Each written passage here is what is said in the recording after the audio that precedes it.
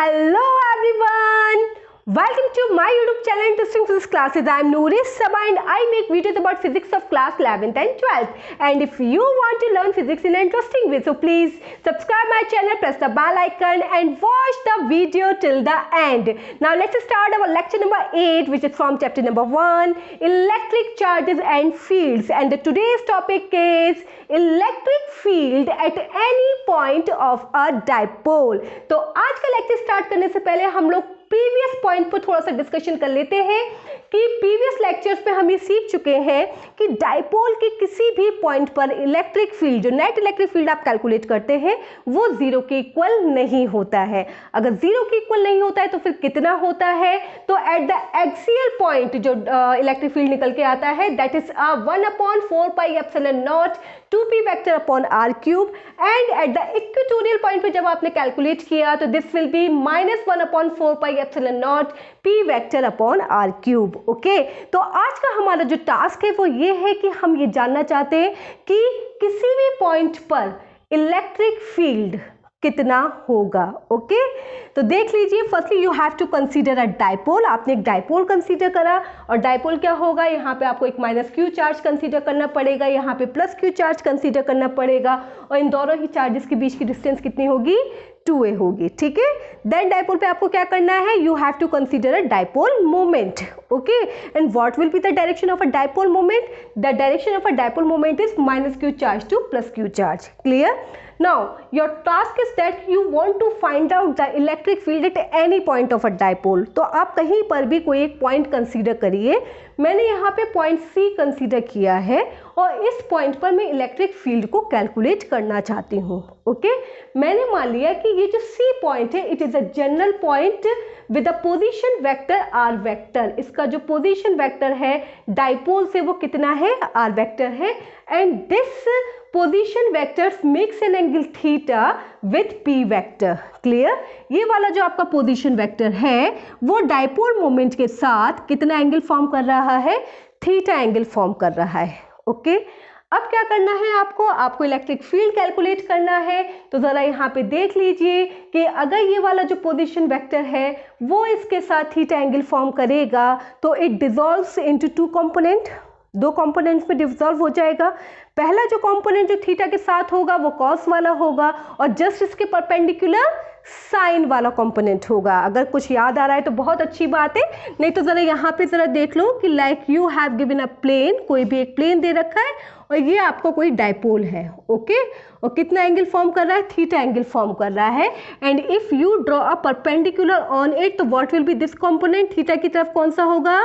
p cos theta, और इसके just perpendicular कौन सा होगा? This will B p sin theta. ये 11th क्लास का है, शायद आपको याद होगा। ओके, तो अब मेरा काम क्या होगा? सबसे पहले मेरा काम ये होगा कि मैं यहाँ से इस पोजीशन वेक्टर वाली जो लाइन है इस पर एक परपेंडिकुलर मैंने ड्रॉ की, जो कि मैंने ग्रीन कलर की लाइन से यहाँ पे रिप्रेजेंट करी है। ओके, अब ये वाला जो आपका डाइपोल मोमेंट है उसमें जो थीटा की तरफ होगा वो किस कंपोनेंट में डिसॉल्व होगा? कॉस के कंपोनेंट में। ओके, तो ये वाला जो डाइपोल मोमेंट होगा वो कितना हो जाएगा?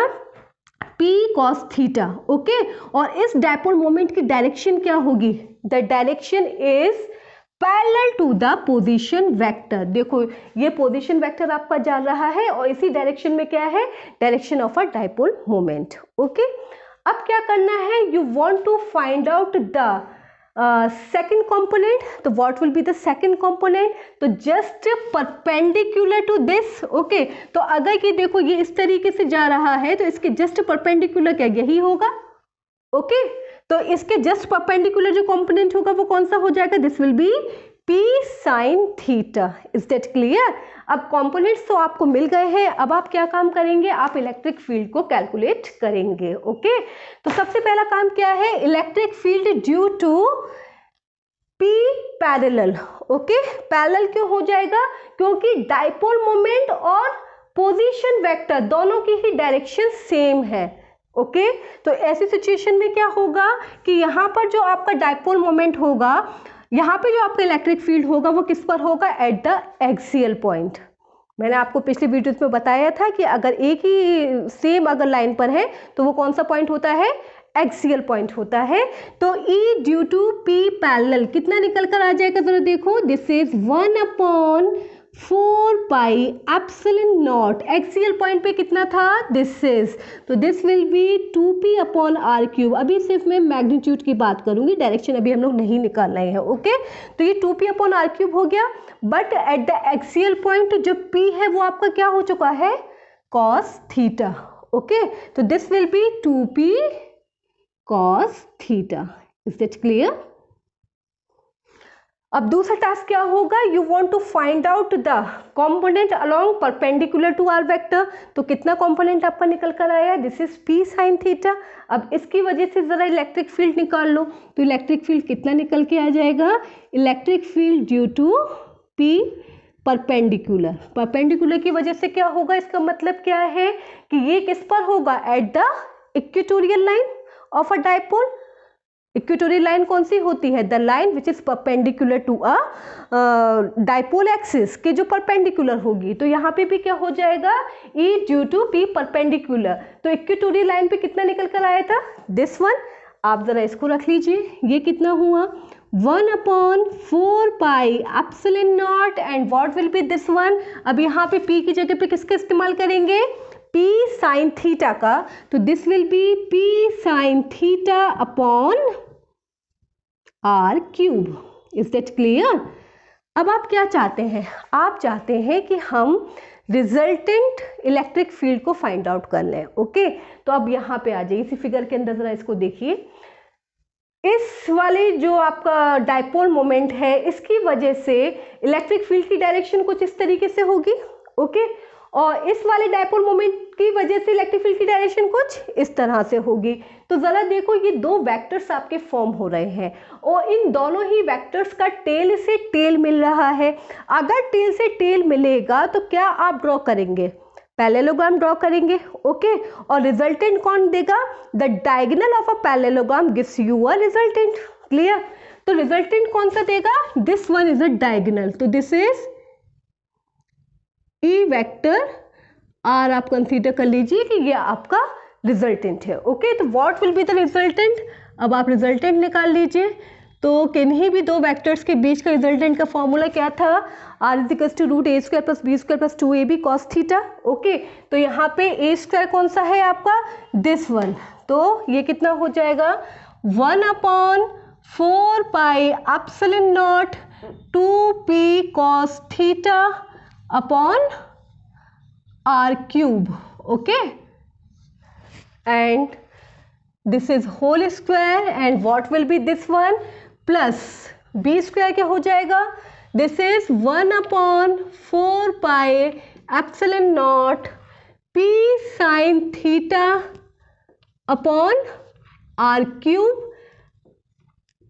होल स्क्वायर, प्लस क्या होता है, plus 2ab cos theta, okay. जो cos थीटा एंगल इन दोनों के बीच जो फॉर्म होगा, दैट इज 90 डिग्री, क्योंकि इनकी दोनों ही एक दूसरे के परपेंडिकुलर है। cos 90 की वैल्यू कितनी हो जाएगी, 0 हो जाएगी। तो जो आपका नेक्स्ट वाला टर्म होगा, वो नेक्स्ट वाला टर्म कंप्लीटली 0 हो जाएगा, ओके। तो what will be the resultant electric field, कितना निकल के आएगा, देखो 1/4 पाई एप्सिलॉन नॉट, तो आप यहाँ से कॉमन ले लीजिए, ओके। और यहाँ कितना आ जाएगा common, this is p common आ जाएगा और r³ आपका कॉमन आ जाएगा। अब बचेगा कितना आपके पास, this is 4 cos² theta plus sin² theta, okay. तो what will be this one, the resultant electric field is 1/4 pi epsilon not p upon r³ and 4 cos² theta. अगर मैं इसको 1 cos² थीटा यहाँ से ले लूँ और sin² थीटा यहाँ से ले लूँ, तो cos² theta plus sin² theta equals to 1। तो what will be this one, this is 3 cos² theta plus 1। Is that clear? This is the expression for the net electric field. Clear है? अब आपको क्या करना है, अब आप चाहते हैं कि आप ये जो नेट इलेक्ट्रिक फील्ड निकला है, आप उसकी डायरेक्शन का पता लगाना चाह रहे हैं, ओके। तो डायरेक्शन कौन पता लगाएगा, this angle gives you a direction, आपने कंसीडर करा this is a alpha, okay. तो what will be the direction of this resultant electric field. तो डायरेक्शन इज इक्वल टू कितना हो जाएगा, कौन सा एंगल डायरेक्शन बताता था वेक्टर अलजेब्रा में, tan वाला एंगल। तो दिस इज tan अल्फा, और tan alpha is equal to कितना होता है, परपेंडिकुलर अपॉन बेस। तो इस डायग्राम में जरा देख लो, परपेंडिकुलर क्या हो जाएगा, परपेंडिकुलर देखो, अगर ये वाला आपका ई परपेंडिकुलर है तो ये वाला भी आपका ई परपेंडिकुलर होगा। ओके, तो दिस इज ई परपेंडिकुलर, और बेस क्या हो जाएगा, अगर ये वाला आपका, ये कितना है आपका ई पैरेलल, तो this is E parallel. Okay, E perpendicular की वैल्यू आप निकाल चुके हैं, कितनी वैल्यू आपने निकाली है ई परपेंडिकुलर की, this is this one. Okay, कितनी निकली है, 1/4 pi epsilon not P sine theta upon are cube into E parallel की वैल्यू कितनी निकाली है आपने, this one. What will be this one, this is 4 pi epsilon nought into are cube upon 2p cos theta. Okay, almost सारे इसके terms के cancel out हो जाएंगे, जो बचेंगे वो कितना है आपका tan alpha is equal to हो जाएगा, this is 1/2 sine theta upon cos theta. So what will be this one, tan alpha is equal to हो जाएगा आपका 1/2 tan theta. Okay, this is the expression to find out the direction of a resultant electric field. Note it down. Now let's start the special cases. अब इसके special cases कौन कौन से हैं, ठीक है। तो यहाँ पे आपने दो फॉर्मूलाज को ड्राइव कर लिया है, you have find the electric field eight any point and what will be the direction of that electric field. Okay, इस इलेक्ट्रिक फील्ड की क्या डायरेक्शन होगी उसका भी फॉर्मूला आपको पता चल चुका है। अब स्पेशल केस क्या है कि आपने कंसीडर करा कि theta is equal to 0 degree आपने कंसीडर करा, तो थीटा इज इक्वल टू 0 का मतलब क्या हुआ कि ये वाला जो सी पॉइंट है वो एक्सियल पॉइंट पर आ गया, ऐसे तो पता चल रहा है। अब आपको ये प्रूफ करना है कि एग्जैक्टली एक्सियल पॉइंट पर आया है या फिर नहीं आया है। तो क्या करना होगा, theta is equal to 0 degree पे what will be the electric field. तो इलेक्ट्रिक फील्ड का फॉर्मूला एट एनी पॉइंट आपके पास ये है, this is 1/4 pi epsilon not P upon are cube and this is 3 cos square 0 plus 1। तो what will be the value of cos 0? The value of the cos 0 is 1। तो ये देखो, ये वाली टर्म तो 1 हो जाएगा, ये 3 है और ये 1 है, तो 3 + 1 = कितना हुआ, 4 हुआ, और ये रूट में है, जब आप रूट से निकालेंगे तो कितना हो जाएगा, 2 हो जाएगा। तो ये जो फॉर्मूला है, ये फॉर्मूला कुछ इस तरीके से बनकर आएगा, E = 1/4 pi epsilon nought 2p upon are cube. Clear. क्या आपने जब इलेक्ट्रिक फील्ड फाइंड आउट किया था तब एट एक्सियल पॉइंट पर इलेक्ट्रिक फील्ड कितना निकल कर आया था, दिस वन। ओके, क्या ये फॉर्मूला इसी फॉर्मूले के सेम है, एग्जैक्टली। तो इसका मतलब क्या है, this is the electric field at axial point of a dipole. Clear. अब जरा देख लो, अब क्या करना है आपको, you wish to find out the direction. For the direction which formula we have to use, tan alpha. तो tan alpha is equal to कितना हो जाएगा, tan अल्फा इक्वल टू हो जाएगा, this is 1/2 tan theta. Theta की वैल्यू आपको कितनी दे रखी है, 0 दे रखी है, तो tan alpha is equal to कितना हो जाएगा, 1/2 tan 0। tan 0 कितना होता है, tan 0 0 होता है, तो दिस विल बी 1/2 × 0, तो ये पूरा टर्म कितना हो जाएगा, 0 हो जाएगा। तो tan alpha is equal to 0 किसकी वैल्यू होती है, tan में 0 की होती है, तो दिस विल बी 0 डिग्री, तो अल्फा इज इक्वल टू कितना आ जाएगा, 0 डिग्री। ओके, इसका मतलब क्या है कि जो डायरेक्शन है वो एक्सियल पॉइंट पर ही होगी। क्लियर। अब जरा देख लो नेक्स्ट स्पेशल केस है कि if you have given theta is equal to 90 degree, तो what will be the electric field. Electric field कितना हो जाएगा, E is equal to, this is 1/4 pi epsilon not P upon are cube. Okay, अब जरा यहाँ देखो, यहाँ पे मैंने theta is equal to 90 degree रखा, तो ऐसी सिचुएशन में कितना हो जाएगा, दिस विल बी cos 90 की वैल्यू 0, तो ये वाला पूरा टर्म आपका 0 हो जाएगा, और ये 1 है, रूट में से जब 1 निकलेगा तो 1 ही बाहर आएगा। तो ऐसी सिचुएशन में जो फॉर्मूला ड्राइव होगा, this is E is equal to 1/4 pi epsilon not P upon are cube, and this is the formula for the equatorial point of a dipole. Clear. तो इसका मतलब क्या है कि ये वाली जो इलेक्ट्रिक फील्ड है वो कहाँ पर निकल कर आएगी, इक्वेटोरियल पॉइंट पर। And if you want to find out the direction, तो डायरेक्शन कितनी हो जाएगी, तो for the direction you can use this formula, direction is equals to, this is tan alpha is equals to 1/2 tan theta. Okay, tan theta की जगह पे आपको क्या रखना है, 90 डिग्री।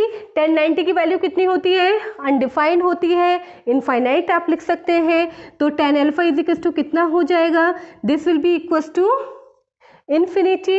तो what will be this one, tan alpha is equals to this is tan 90, तो what will be this one, alpha is equals to कितना निकल कर आ जाएगा, 90 degree.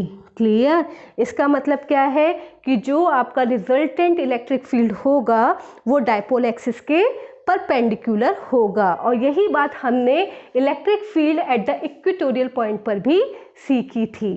Is that clear? Okay, so this is all about the today's lecture. Video को ज़्यादा से ज़्यादा लाइक शेयर सब्सक्राइब करिए और इंटरेस्टिंग फिजिक्स क्लासेस के साथ बस इसी तरह से जुड़े रहिए। Thank you.